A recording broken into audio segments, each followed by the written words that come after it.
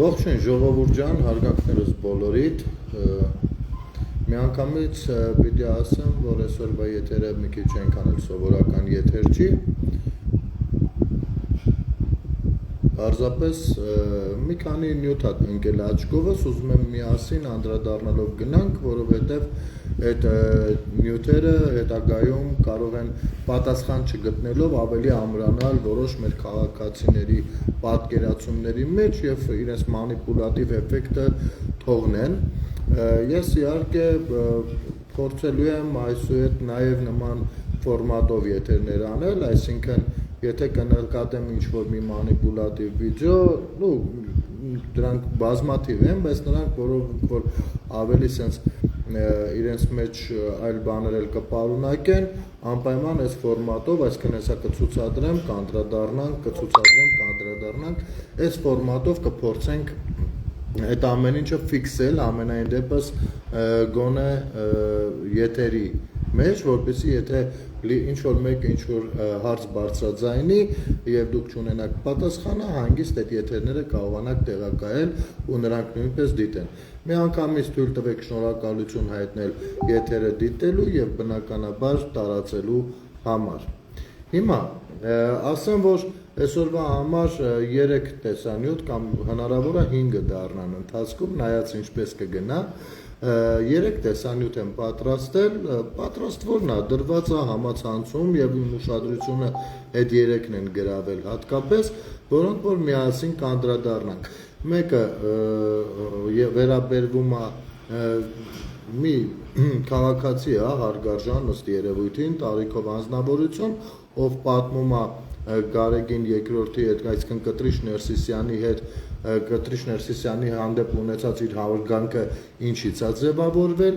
որը պիտի ասեմ, որ միանգամից պիտի առաջ ընկնելով ասեմ, որ սխալ մոտեցում է, մյուսը 5-րդ ալիքի որոշակի մի նյութ է, որը որ շատ հետաքրքիր է մեկնաբանությունը, եւ երրորդը բնականաբար դեսերտ է, այսպես ասած, արդեն Դոն Պիպոն է իր վերջին հայտարարությունով։ Խնդրեմ բարի դիտում բոլորիս եւ կխնդրեմ անձնական նամակները Messenger-ի նույնպես այս ընթացքում չուղարկեք, որպեսզի եթերին չխանգարի, որովհետեւ զուգահեռաբար փոխելու եմ բանի նոթբուքի վրա։ Եկեք նախ դիտենք առաջինը, ես այսպես մեկ ազատագրեմ, փորձեմ ազատագրել շտացիվից հեռախոսը, ահա, եւ խնդրում եմ ուշադիր լսեք սա։ Մի բան պիտի ասեմ անպայման։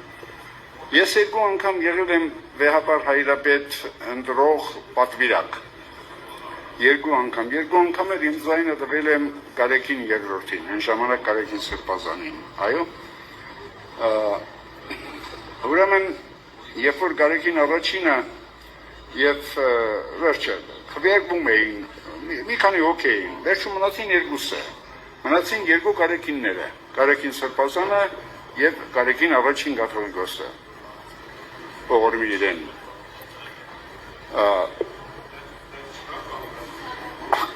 Գրեթե հավասար ձայներ ունեին,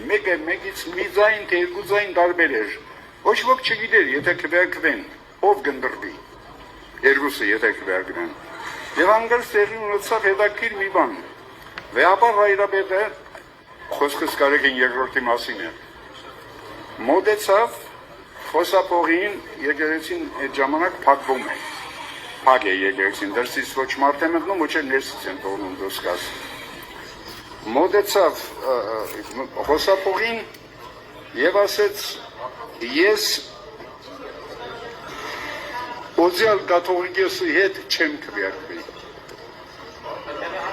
Դա Գարեգին II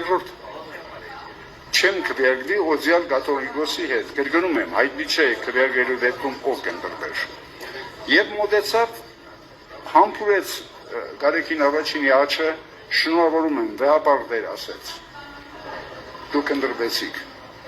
Ըստ էության հիմա որ ետ ենք նայում, Գարեգին առաջինը չի ընտրվել, որովհետև այդ քվեարկությունը չեղավ։ Վերջի քվեարկությունը չեղավ։ Գարեգին II-ը հրաժարվեց Գարեգին Սրբազանը դրալ դեպքում այն ժամանակ։ Հիմա այս մեր ժողովուրդը չգիտես ինչի կամ այդ մասնագետները, ովքեր որ պատվիրակ էին, ինչի են բոլորը մոռացել դա։ Դա այնպեսի բարձրագույն, այսպես ժեստ էր, հա, եթե կարելի ասել այդ բառը չեմ սիրում, այնպեսի բարձրագույն, ինչպես ասել, ազնվազար քայլ էր, ինչ որ արեց Կարակին երկրորդը։ Եվ միշտ դա չի գնահատել, ես զարմանում եմ։ Բայց ես վկայ եմ եղել, ես ներկայ եմ եղել։ Ես իմ աչքով եմ տեսել։ Այնպես որ մի բան պիտի ասեմ անպայման։ Խնդրեմ մի խոսքով։ Հասկացաք խոսքը երևի ինչի մասին է, սա փակենք, ահա։ Տեղադրեմ ու երկու բառով բացատրեմ խոսքը ինչի մասին է։ Ես վերջերս դիտեցի նաև Free News-ով Արթուր Կիրակոսյանի հյուրն էր պարոն Շիրինյանը, դուք գիտեք, որ Լևոն Շիրինյանը քրիստոնյա դեմոկրատական կուսակցության ղեկավարն է, եթե կուսակցության մեջ կա քրիստոնեա բառը, ուրեմն մարդը բավականին վստահաբար տեղյակ է, չէ՞, լինում քրիստոնեական այս կամ այն երևույթներից, իրավիճակներից, ինչու ոչ պատմությունից եւ այլն, իսկ Լևոն Շիրինյանը նաև բաց է ամեն ինչը, նաև դոկտոր։ Ուրեմն տեսեք, խոսքը ինչի մասին է, Գարեգին առաջինը եւ Գարեգին առաջինի եւ երկրորդի միջև կիսվել է ձայները իբր, բայց նման բան չկա, որովհետեւ տեսեք, երկու մասով է գնում ընտրությունները զուգահեռաբար, մի հատվածը հենց քվերականներն են, այսինքն սրբազաններ, arczepiskoposներ, եպիսկոպոսներ եւ այլն, քահանաներ, մյուս մասը աշխարհիկ մարդկանցից է բաղկացած ու իսկ թե այնտեղ ոնց են ձայները բաշխվում, թույլ տվեք շատ չմարանալ, այլ հենց պատմության վրա։ Մարդը ունի լավ, չգիտեմ, լավ հիշողություն իր համար եւ այդ ժեստը, որ ձայները իբր կիսվել են ու հանկարծ մոտեցել է Կտրիշ Ներսիսյանը Գարեգին առաջինին ու ասել է գիտես ես չեմ կարող օցիալ կաթողիկոսի հետ մրցակցեմ, այնպես որ մի խոսքով իմ տեղը բանա զիջում եմ էլի, սենց իրան լավա մարդ է դրել ու ես մարդն էլ դա ազնվազար ինչ որ դիրքորոշում է գնահատում հարգելի պարոնին եւ մյուս քաղաքացիներին ասեմ հետեւյալը որ այդ պատմությունը տենց չի եղել այո Կտրիշ Ներսիսյանը քիթը բավականին խոթած եղել է բայց նրան սաստել են հենց նախագահականից հենց Լևոն Տեր-Պետրոսյանը կամ իր ապարատից ու ասել են դու խելոք վերընկի տեղդ որովհետեւ դու չես կարող կաթողիկոս լինել որովհետեւ ներն էլ բնականաբար շարել են առաջը, թե ինչու չի կարող կաթողիկոս լինել, այդ ժամանակից արդեն երեխա երևի մի քանի հանցավոր գործունեություն է թվում, ես հին գործունեությունից տեղյակ եմ, որ անգամ երկրաշարժին օգնություն եկած դեղերն էր վաճառում մի խոսքով պատմությունը այդպեսինն է ու երբ որ նրան արդեն սաստել էին վերջին պահին բնականաբար պիտի հետքայլ կատարեր եւ որպեսզի այդ հետքայլը իրեն շատ չվնասեր մոտեցել եւ այդ ձևով է հետքայլ արել այսինքն դա ոչ թե ազնվազար ինչ որ բան է եղել այլ կուլիսային հրահանգներն է ի կատար անցել խելոք ճորտի պես Իմիջայլոց դրանից հետո տեսել եք թե մարտի 1-ի շրջանակներում Լևոն Տեր-Պետրոսյանը ինչպես չի դիմավորում կաթողիկոս կոչեցյալին եւ հիմա էլ տեսել եք թե ոնց են հանկարծ շակալատ հարաբերություններ ձևավորվել այս երկուսի մեջ այսինքն պատմությունը իրականում տեսեք Եթե այս կողմից նայում ես, այսինչ գեղեցիկ ժեստ արեց, օցիալ կաթողիկոս հետ չի մրցակցում, եթե չի մրցակցելու, բա հենց ամենասկզբից,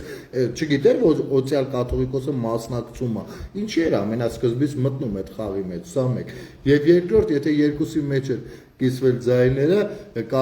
կարիքը չկար հետ կայլանելու կամ դրա մասին նախապես կարող էր ասած լինել, որ եթե հանկարծ նման բան լինի, ես հետ կայլ եմ անելու։ Իսկ այսինքն այս տեսանկյունից դա դիտարկվում է իբր լավ մի հատ ժեստ արել, քայլ արել, տեսեք ինչպես է նա հարգում, խոնարհվում քրիստոնեական արժեհամակարգների առաջ, բայց մյուս կողմից դա պարզապես կուլիսային բազարներ էին, որին ինքը չէր կարող ենթարկվել,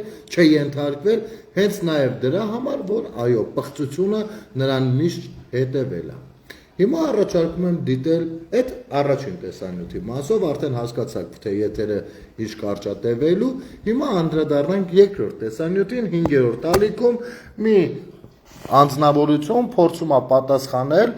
պատմել, թե ինչքան վատ կարա լինի, եթե հանկարծ Ռուսաստանը որոշի գազը, չգիտեմ, թանկացնել մեզ համար եւ այլն եւ այլն։ Խնդրեմ, դիտենք միասին։ Երեք անգամ, որտեղ միջազգային գները այսօր 400-500 եվրոյի կարգ են, իսկ Հայաստանը ստանում է $165, այսօր բացում է 1000 խորհարդ կուբամետր գազի դիմաց, Հայաստանի տնտեսությունը ուղղակի կարող է կանգնել, այս ժողովուրդը կարող է սովի մատնվել։ Բնականաբար այդ ծրագրերն են մշակված արևմուտքում։ Իրենք հայտարարում են, որ հենց որ Ռուսաստանը այդպեսի քայլ անի,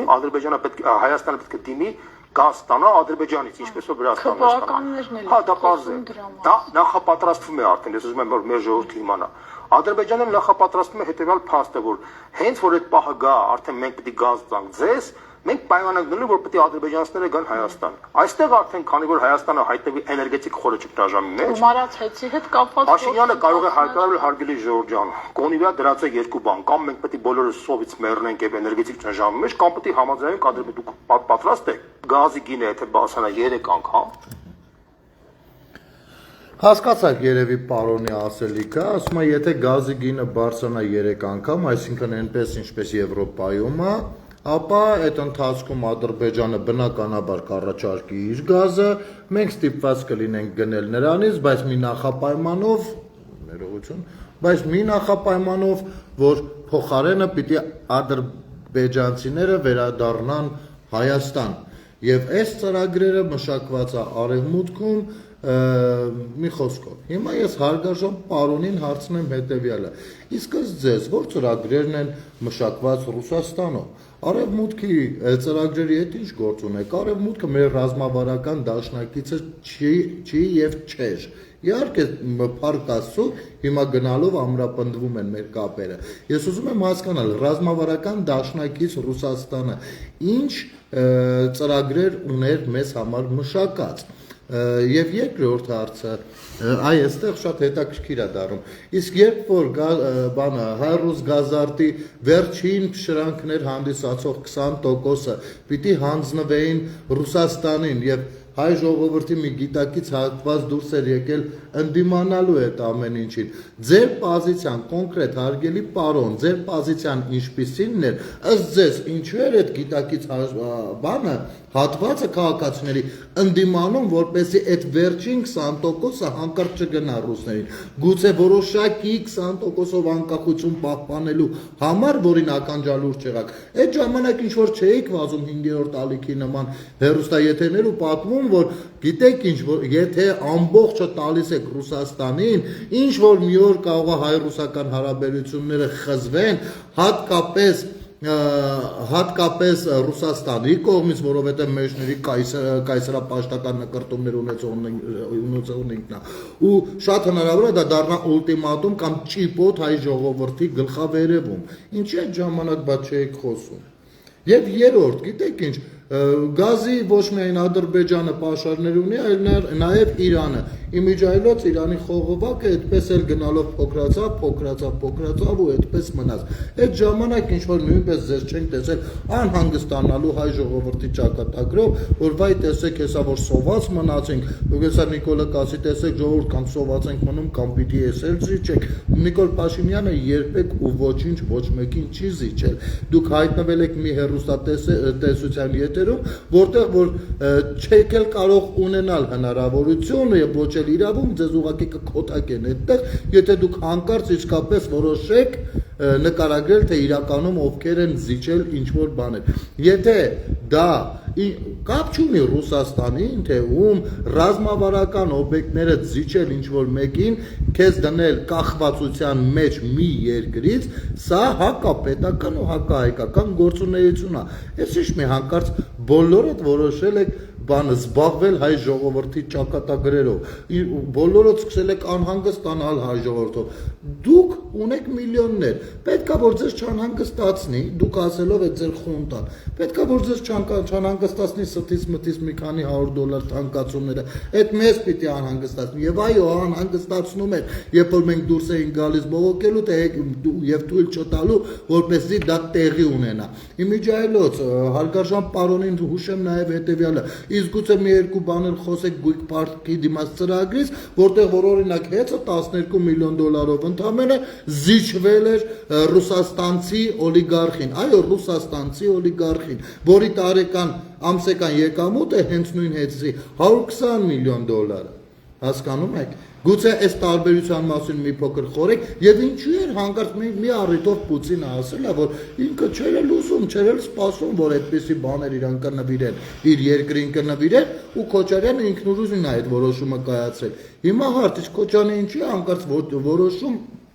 մի շարք գործարաններ, 800-ից ավել ընկերություններ եւ այլն զիջել Ռուսաստան, նվիրել Ռուսաստանին $100-200 միլիոն դիմաց։ Ինչի համար է հանկարծ դա որոշում, ասեմ ինչու, որպեսզի աշխարհում լինի գեթ մեկ պետության ղեկավար, ով կընդունի այդ խեղճ ու կրակի լեգիտիմությունը որպես ՀՀ նախագահ, որովհետեւ բազմաթիվ խախտումներով եւ առհասարակ ընտրություններին մասնակցելու իրավունք չունենալու իրավունքները խախտելով էր նա ընտրվել եւ նրան բացարձակ ոչ ոք շանտեղ չէր դնելու։ Ահա այսպես եւ նա իր հավատարմության երթումներ տալիս Հայաստանը իր ռազմավարական օբյեկտներով նվիրելով Ռուսաստանին։ Իսկ եկեք մի պահ բոլորս միասին մտածենք, ինչ կլիներ, եթե այդ ռազմավարական օբյեկտները, եթե անգամ ասենք, թե Հայաստանը տնտեսական շատ ծանր վիճակում էր ու պետք էին ներդրումներ ու պետք էր այդպես գրավել նրանց։ Այդ 10 տարի դրանից հետո եղել է նախագահ, իսկ ուշադրություն դարձրել է այդ օբյեկտների հետ ռուսները ինչպես են վարվում, քանի կոպեկի ներդրում է արվել։ Իսկ դրանից հետո Սերժ Սարգսյանը ուշադրություն դարձրել է Քոչարյանի նվիրած ռազմավարական օբյեկտներում, քանի կոպեկի ներդրում է արվել, որքանով էր առհասարակ գնահատականը դրա ով պիտի տար, ով եւ երբ որ այսօրվա իշխանությունները որոշակի գոնե քաղաքական գնահատական են փորձում տալ, միանգամից խառնվում եք իրար, սիրտներդ վատանում է ու հանկարծ հիշում եք, որ դուք հայ եք եւ պետք է հայկականն ու ազգային դուրս գալ, փրկել, չգիտեմ ումից եւ ինչից, հասկանում եք։ Եվ միասին էլի մտածենք, եթե այդ ռազմավարական օբյեկտները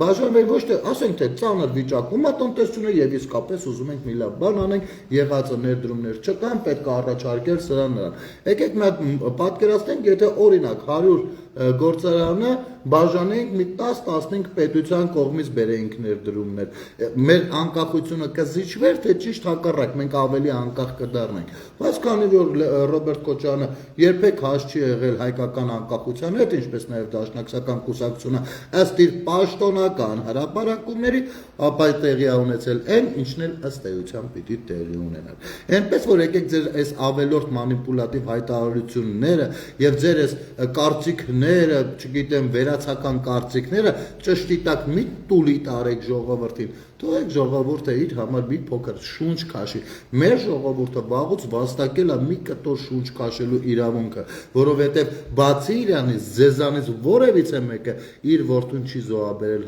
հանուն Հայաստանի Հանրապետություն եւ ոչ միայն չի զոհաբերել, անգամ ձեզանից որևիցե մեկը իր երեխային չի ճանապարհել Արցախ, Լեռնային Արցախի Հանրապետությունում ծառայելու համար, հասկանում եք թե ոչ։ Այնպես որ բոլորս գիտենք ձեր բոլորիդ հայրենասիրության մակարդակը եւ ձեր sense բաները։ Հիմա սա էլ էսպես ժողովուրդ ջան, մի խոսքով հասկացաք, որ ախմախություն է խոսում, Իրանից բաները դուրս տալիս, հա, մի բան էլ էլի, մի այսպիսի հարց։ Այդ թեման շատ է քննարկվում, թե Ալիևը պահանջել է, որ ինչ որ 300,000 փախստականներ վերադառնան Հայաստան։ Ժողովուրդ, դուք այս թեմային իսկապես լուրջ եք վերաբերվում։ Այսինքն դուք կարծում եք Ադրբեջանում 300,000 ադրբեջանցի սպասում են, որ Ալիևը հենց ասի դավայ գնացիք ձեր բան, որտեղից որ եկել եք, հերնեն ու տենց վեշերը հավաքեն, գա։ Իսկապես։ Ախր չեք հասկանում, թե սա ինչ խնդալու պատմություն է դառնում, էլի։ Ինչ է նշանակում Ինչ է նշանակում, թե 300,000 հատ։ Գիտեք ինչ, եթե խաղաղության օրակարգը լինի, խաղաղությունը հաստատվի, դրանից տասնամյակներ անց շատերը կարող է տեղափոխվեն շատ այլ վայրեր ապրելու, որովհետև առհասարակ քաղաքացիների միջև հարաբերությունները նույնպես մի փոքր փոխվեն, հա, օրինակ ոնց որ ցեղասպանությունից հետո անմիջապես ցեղասպանությունից հետո սովետական միության ժամանակ ինչ որ եղբայրական չգիտես ինչեր էին խոսում։ Այնպես, բայց դա գիտեք ինչ, այս թշնամությունը այնքան խորացած է, ես կարծում եմ դրանից շատ երկար ժամանակ անհրաժեշտ։ Եվ եթե 3 միլիոն հայությունը հենց հիմա նստած վախենում է 300,000 ադրբեջանցիների վերադարձից, կներեք, դուք արդեն շիզոֆրենիկի տպավորություն եք ինձ վրա թողնում։ Թող գան։ Բայց եթե այդ գալը այդքան ապահով ու այդքան վնասակար բան է, բա ինչի մեր օրինակ Բաքվի կամ Սումգայիթի կամ հենց նույն Լեռնային Արցախի մեր հայրենակիցները պատասխան այդ ամեն ինչի չեն ասում, որ հա, դե որ տենց է, ուրեմն մենք էլ պիտի վերադառնանք, որովհետև ամեն բան տեղի ունենում փոխադարձության սկզբունքով։ Եվ եթե լինի խաղաղության պայմանագիրը, օրինակ 120,000 արցախցիները կվերադառնան Արցախ։ Ինչ թվում է պիտի որ վերադառնան։ Դրանից ադրբեջանցիները վատանալու ինֆարկտ ստանալու չեմ կարծում։ Իսկ Բաքվի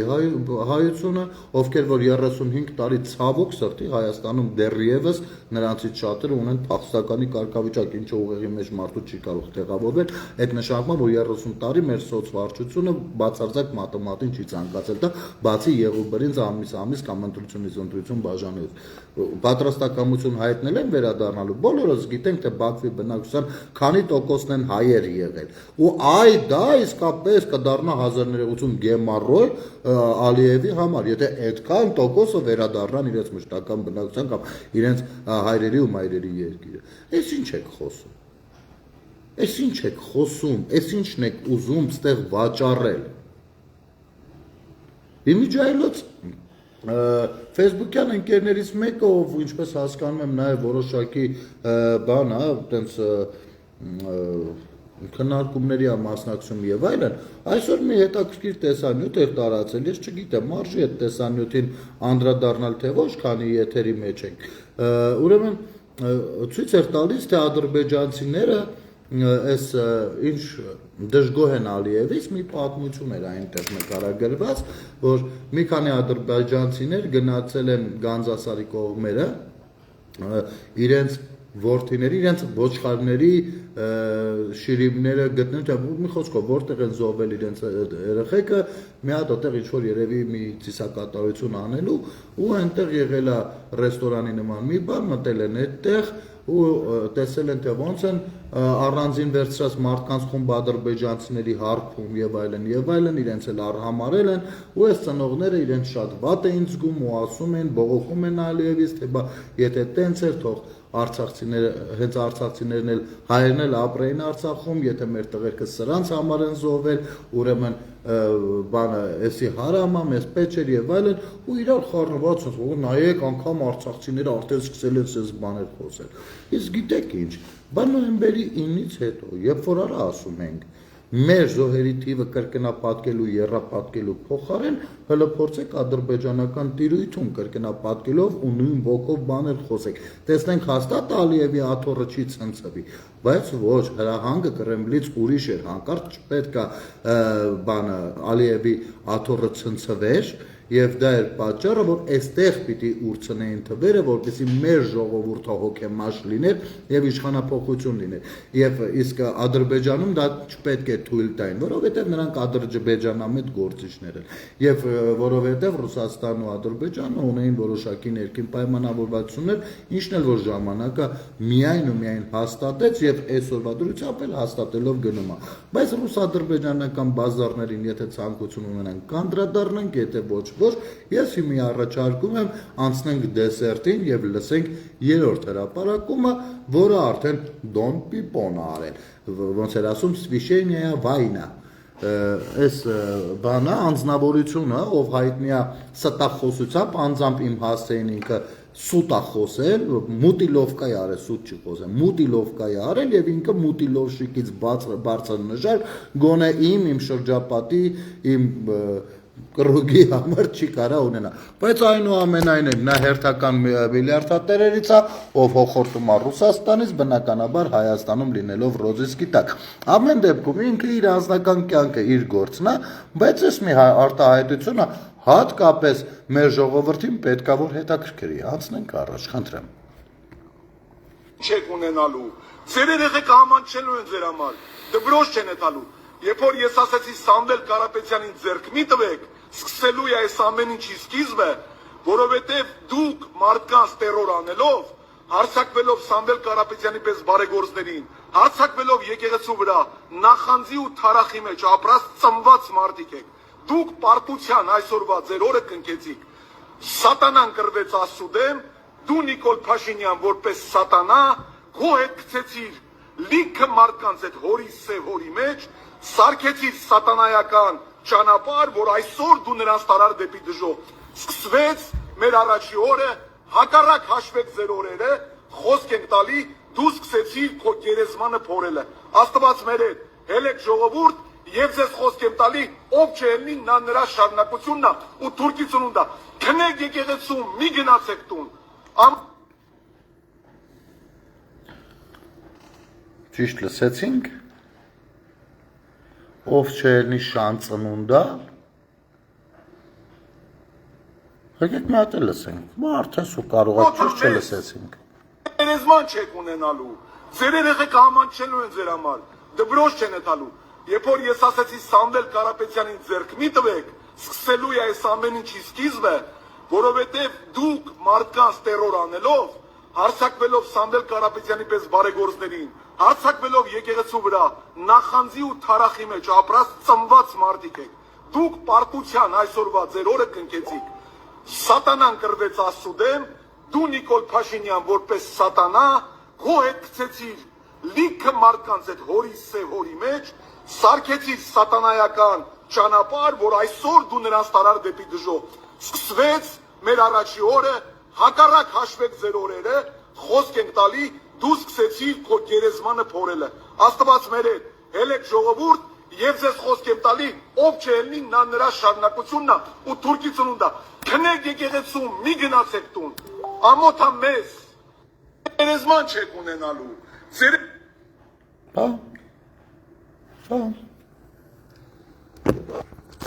Հենց այդպես էլ ասում է։ Սրանք քաղաքական հայտ ներկայացնողներն են, ժողովուրդ ջան։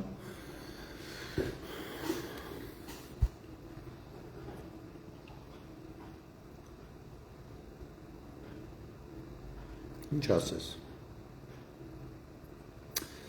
Այ այստեղ էր, որ Նիկոլ Փաշինյանը գրառում էր արել ու ասում էր սրանից հետո ամեն մեկին իր լեզվով են պատասխանելու։ Հիմա Չէ, մի հատ այնտեղ ուրիշ հատված էլ կա, ասում է, ինչպես սատանան դուրս եկավ Աստծու դեմ, այնպես էլ դու, ուզում էր ասել, դուրս եկար մեր դեմ, էլ իրենց Աստվածի տեղ են դնում։ Հիշում եք, այս ժամանակները առաջ ասում էի, որ այո, տենց բան կա, այս միլիարդատերերի ու նախկին այդ պատգամավորներ, կոչեցյալների հնարավորություններ ունեցողների մոտ, իսկապես նրանք գիտեն, թե իրենք Աստված են, Աստված էլ իրանց մոտ բան է, աշխատում է։ Բայց որ սենց ուղիղ տեքստով ու ով չհելնի շան ծնունդա, don't people։ Կամ մի հատ այսպիսի հարց։ Մի հատ ես հեսա մի բան էլ գտնեմ, երկուսը մեկում փորձեմ ձեզ ցույց տալ։ Հայլի ակումբում էր մեկը էլի ընդհանրական էշություն դուրս տվել ու ես ուզում եմ, որպեսզի ես խոսքս հասնի սրանց սատարող ցանկացած մեկին։ Եթե չեմ սխալվում, Վահագն Ալեքսանյանն էր տեղադրել նյութը, մտմտի Վահագն Ալեքսանյանի էջը, էլի ստեղով կարող է դժվար տևի գտնելը, երկար տևի գտնելը։ Եթե screenshot-ով չեմ դրել, երկար կտևի։ Ներողություն ժողովուրդ ջան, հեսա միասին հասկանանք, թե ով է շան ծնունդ կամ ով ինչքան շան ծնունդ է, հա։ Հեսա հանգիստ փորձենք հասկանալ։ Ես իմ խոսքը ուղղում եմ Դոն Պիպոյի աջակիցներին, իմ խոսքը ուղղում եմ որևիցե մի ընդդիմադիր ուժի աջակիցների, տեսեք, մի րոպե,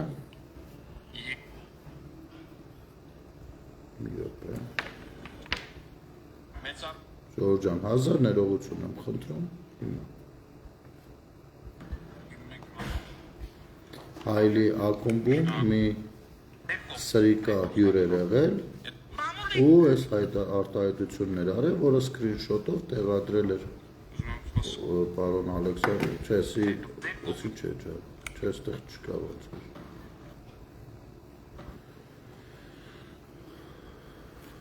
Այսօր ես հասել, այսավը տանը, մետիկ, իշքան ես իչել, նիրոպե ժողովուրդ չէ։ Լավ, մնա հետո ես կգտնեմ կտեղադրեմ, ուրեմն ես որպես Հայաստանի Հանրապետության քաղաքացի և հայ մարդ, չէ, շան ծնունդ ասեց Սոնա ջան, շան ծնունդ ասել, ուզես դնեմ մի հատ էլ, ժողովուրդ ջան, Սոնան Սուքիասյան ասում է մի հատ էլ լսի, ոնց որ շան ծնունդ չասեց, ոնց որ ասեց շարունակությունն է, օքեյ, եկեք մի հատ էլ լսենք, մի հատ էլ ամեն դեպքում լսենք Սոնայի առաջարկով ու ուշադրություն, խնդրում ենք, բոլորս ուշադիր եղեք ու դուք ասեք սա ինչ է, մի վարկյան, Ռասրազովուկը հեսան։ Երբ որ ես ասեցի Սամվել Կարապետյանին ձեռք մի տվեք, սկսելու է այս ամեն ինչի սկիզբը, որովհետև դուք մարդկանց տերոր անելով, հարձակվելով Սամվել Կարապետյանի պես բարեգործներին, հարձակվելով եկեղեցու վրա, նախանձի ու թարախի մեջ ապրած ծնված մարդիկ եք, դուք պարտության այսօրվա ձեր օրը կնքեցիք։ Սատանան կրվեց Աստծու դեմ, դու Նիկոլ Փաշինյան որպես սատանա, քո հետ գցեցիր լիքը մարդկանց այդ հորի սև հորի մեջ, սարքեցիր սատանայական ճանապարհ, որ այսօր դու նրանց տարար դեպի դժոխք։ Սկսվեց մեր առաջի օրը, հակառակ հաշվեք ձեր օրերը, խոսք ենք տալի, դու սկսեցիր քո գերեզմանը փորելը։ Աստված մեր հետ, հելեք ժողովուրդ, եւ ձեզ խոսք եմ տալի, ով չելնի, նա նրա շարունակությունն է ու թուրքի ծնունդը։ Քնեք եկեղեցում, մի գնացեք տուն։ Ամոթա մեզ։ Թուրքի ծնունդը ասում։ Գերեզման չէ։ Ասում թուրքի Հենի վրա ջան, թուրքի ծնունդը ասում է։ Բոլորս լսեցինք, դու լսեցիր, նոր լսեցիր Սոնա ջան, լսեցիր ինչ ասում։ Ուրեմն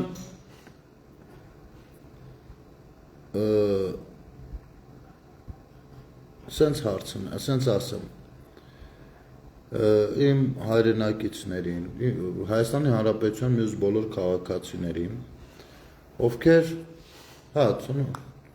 թուրքի ծնունդ է, այդ եմ ասում, ովքեր, որ այս կամ այն իրեն քաղաքական հռչակած ուժի հետևորդ է և այլն, մեկը ես, ձեզ, երբեք, բացարձակ երբեք, չեմ վիրավորել նրա համար, որ դուք, օրինակ, սատարում եք Քոչարյանին, սատարում եք Սերժին, սատարում եք Պիպոյին, Բանանին, Միրանին, Արշակին, Կարապետյան, Պողոսին, Պետրոսին, Մարտիրոսին, երբեք դրա համար ինձնից որևիցե մեկը մի վիրավորական բառ չեք լսել։ Եթե ձեզ թվում է, ես չեմ կարող հիմնավորել, թե որքան սրբապիղծ են սրանք ու ինչքան հակահայկական ու հակապետական գործիչներ, դա միայն սխալվում եք դրանում։ Բայց դուք օրինակ վերցրել եք, որ Նիկոլ Փաշինյանը ձեր համար թուրք է, ձեր գործն է, ձեր կարծիքը դուք։ Բայց դուք ձեր կարծիքից ելնելով, որքան էլ ըստ ձեզ դրանք լինեն հիմնավոր, ըստ ձեզ, չեք կարող որևիցե մեկը ձեզ թույլ տալ Նիկոլ Փաշինյանին սատարելու համար որևիցե մի քաղաքացու վիրավորել։ Հիմա ես, եթե ձեզ վիրավորեմ ու հենց օրինակ թուրքի ծնունդ բնութագրով, թուրքի ծնունդ, ընդ որում այնպես մարդկանց անունները ասել, որ այնպես Թուրքի ծնունդ բնութ դուք ինչ եք անելու, որն ա լինելու ձեր պրինտեզիան իմ դեմ, որ ես ձեզ վիրավորել եմ խի, քաղաքական հայացք ունենալու համար, չէ՞։ Ես ինքս իմ հետևորդներին, իմ ընկերներին բազմիցս ընդհուպ միջև որոշակի կոպիտ ձևով անգամ կամ երբեմն հարգանքով մի անգամից հասկացել եմ, ասել եմ, որևիցե մեկը ինձ մոտ որևիցե մեկին չվիրավորի իր քաղաքական հայացքների համար։ Այսքան մարդ ներկա կարող են ասել, որ այդպես է։ Հանդիմանել եմ իմ ընկերներին, եթե ընդհանրական որոշել են ձեզ վիրավորել։ Ձեզանից որևիցե մեկից դեռ չեմ զգացել այդ նույն բանը, հարցը դա չի։ Բայց դուք ինքներդ ձեր մեջ որոշեք։ Կամ դուք նույնպես սրանից հետո քաղաքական հայացք ունենալու համար աշխարհի կեղտոտ բառապաշարին եք անդրադառնում, կամ ձեր հայտարարությունը տեսնեմ։ Ձեր անհանդուր շողականությունը նման մոտեցման մեջ տեսնեմ։ Այլապես դա նշանակում է, եթե դուք ձեն չանեք հիմա, դա նշանակելու է, որ դուք դրանով թույլ եք տալիս, որ ձեզ նույնպես Թուրքի ծնունդը անվանեն կամ ցանկացած մի բան, այն մարդիկ, ովքեր չեն կիսում ձեր քաղաքական հայացքները։ Իսկ այս Թուրքի ծնունդին իր տեղը ցույց տվողներ կլինեն, կարող եք հանգիստ լինել։ Այս Թուրքի ծնունդին, այս բջի լակոտին, այս որ իրան դրել ամենակարող եսի ինչի տեն, ուրեմն տեսեք ժողովուրդ ջան։ Մաքսիմումը ինչ կարող են անել, օրինակ ինձ։ Մի նարկոմանի, մի երկու քաշ մի բան տան, ասեմ գնել իմ թաքուն միտեղ խփի։ Մաքսիմումը դա են անելու։ Մաքսիմումը եւ դրանով ցույց են տալու իրաց թուլությունը, իրաց քակնալ լինելը ու իմ ճիշտ բան ասելը։ Իսկ զրույցի մեջ ոչ մի բջի վաստակ չի կարա նստի հիմնավորի, թե ոնց է լինում, որ քաղաքացին, եթե ունի քաղաքական հայացք Նիկոլի մասով սատարում է Փաշինյանին կամ որևիցե մեկին, կարա արժանանա նման հայոյանքի։ Դու պուբլիշնի, don't people, Արթուր, ինչյան, ես շատ գիտեմ ինչյան, դու պուբլիշնի 1000 ներողություն ժողովուրդ, բոզի տղություն ես դուրս տվել։ Պուբլիչնի։ Հետևաբար դու պուբլիչնի բոզի տղա ես։ Այ հենց սրա համար, որ ես դուրս չեմ գալիս, դու ինձ ասում ես Թուրքի ծնունդ, բոզի տղա։ Ինձ ասում ես Թուրքի ծնունդ, ես քո լավը ինձ ես ասում։ Միլիոնով մարդ դուրս չի գալի, միլիոնով մարդու դու Թուրքի ծնունդ ես ասում, բոզի տղա։ Ավտորիտետնի բոզի տղա։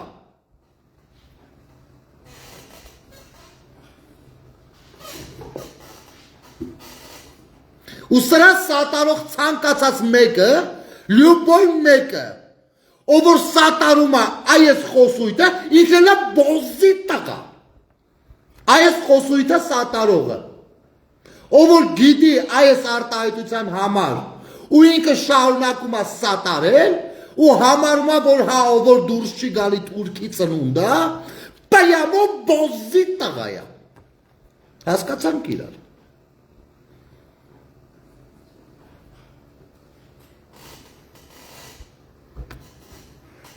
Ամեն մի չափառից կախնգած խլինք, հելը ժողովուրդ է վիրավորում։ Հելը ժողովուրդ է վիրավորում։ Որն է լինելու ձեր մաքսիմումը։ Իշքան կիլլեր կա ու նարկոման ղրգեք վրներս, սա չի լինելու ձեր մաքսիմումը։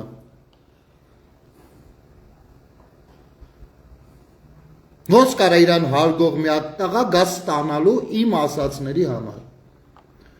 Երբ որ դու միլիոնով մարդ կաց, Հայաստանի Հանրապետությունում ապրում է 3 միլիոն մարդ։ Որից ենթադրենք 1 միլիոնը երեխաներ լավ անչափահասներին հանենք արանքից։ Մոտ 6-700,000-ը թոշակառուներ ու հաշմանդամներ, մոտավորապես 1,5 միլիոնի դու քֆուր ես անում։ Ու ասում ես, այսինքն եթե 1,5 միլիոն մարդ դուրս չի գալիս փողոց, դու ասում ես ով դուրս չի գալիս Թուրքի ծնունդա։ 1,5 միլիոն մարդ օջախիդ մինչով ամեն ասոր անցնի դառնա։ Ու թակի տանեցիկի տերեսից ու քո երեսին, քո սարփությունների երեսին, որովհետև քո սարփությունը բոզի տաղությունն է։ Հասկացար։ Դու 1,5 միլիոն մարդու ասում ես, ով դուրս չգա Թուրքի ծնունդը արա։ Դոն պիպոչը ով ուզում է սեղի ես աշխարհում։ Ով ոնց կարաս դու 1,5 միլիոն մարդու ասես ով դուրս չգա Թուրքի ծնունդը։ Այդ քո եթերը, էս իմ ասածները։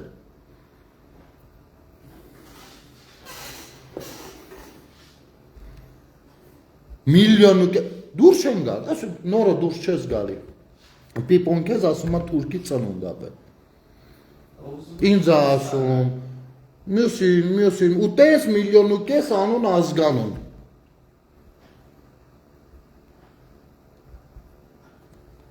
Օրինակ Գեղամին ասում, մյուսին, այնա ուրա Ֆլորա, բոլորին, Լյուբոյին ով դուրս չի գալիս։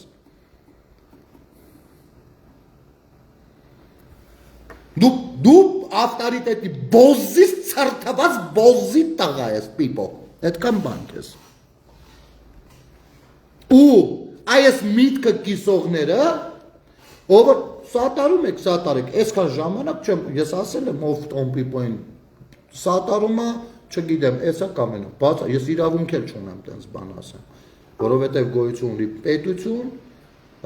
և պետության մեջ գոյություն ունի սահմանադրության մեջ գրված են մեր բոլորիս իրավունքները, այդ թվում նաև ազատ քաղաքական հայացքներ ունենալու, քաղաքական գործունեություն ծավալելու, քաղաքացիական իրավունքները և այլ ուսես լիքը բաների հավաքների մասին ազատության օրենք, երբևիցե որևիցե մեկին հավաք անելու համար, թեկուզ նույն Նիկոլ Փաշինյանի ու ԿՊ-ի դեմ մի բառ ասած չկա, մինչև չեք սկսել ստել ու աչուձախ մարդկանց վիրավորել։ Հիմա դուք պիպոին եք սատարում, ճիշտ է, սատարեք Ռաձիբոկը, ձեր գործն է, ինչ ուզում եք արեք, բայց եթե այս խոսույթը ձեզանից որևիցե մեկը ասում է, հա, հենց տենց է, մի խոսքով, ով դուրս չի գալիս կարա կրկնի, նրա մամման, ընդ որում 1,5 միլիոն, անգամ 1,5 միլիոն։ Հասկացաք։ Մոտավորապես այսպես։ Ժողովուրդ ջան, այս 3 նյութն էի պատրաստել, ճիշտն ասած, չնայած ձեռքի տակ էլի նյութեր կան, որոնց որ կանդրադառնանք, ընթացքում բոլորին էլ կանդրադառնանք, բոլորին։ Լավ եղեք, բոլորիդ բարի գիշեր եմ մաղթում, շնորհակալություն եթերը դիտելու և տարածելու համար։ Ցտեսություն։